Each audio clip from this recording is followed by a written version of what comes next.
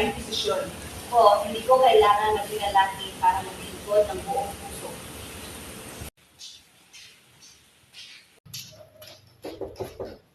Magandang umaga. Magandang umaga po, Kapitan. Ana, hindi ba matutulong ang tumulong kanila sa campaign? Ang politiko'y bayan. Hindi yan lugar para sa babae. Carla, ang politiko ay hindi marunong, kundi dahil sa mga taong gumagawa ng mali. At habang tahimik tayo, walang magbabago.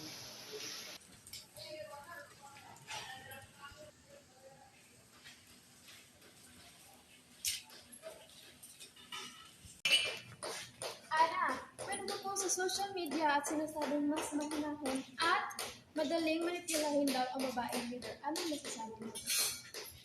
Sabihin mo sa kanila, mas madaling manipulahin ang taong walang prinsipyo, kundi ang babaeng may panindigan.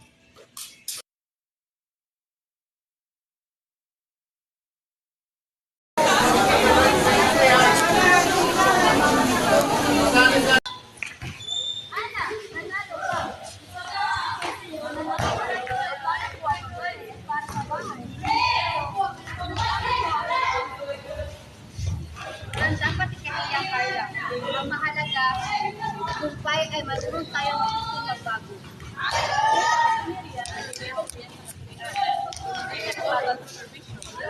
Maraming babae ang nananatiling tahimik dahil takot husgahan. Ngunit sa bawat araw lumalaban, may libo-libong babae ang nagigising. Ang pagbabago ay hindi nagsisimula sa posisyon. Nagsisimula ito sa paninindigan.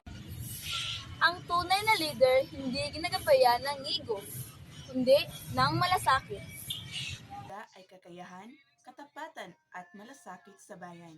Hindi kasarian ng isang tao ang mga babae, lalaki o miyembro ng LGBTQ ay may pantay na karapatang maibahagi, mamuno at magpahayag ng kanilang saloobin sa pamahalaan. Ang kasarian ay hindi sukatan ng talino, tapang o kakayahang maglingkod, sa halip ito ay aspeto lamang ng pagkatao na hindi dapat maging hadlang sa panaginip ng tungkuling bilang leader o opisyal ng gobyerno.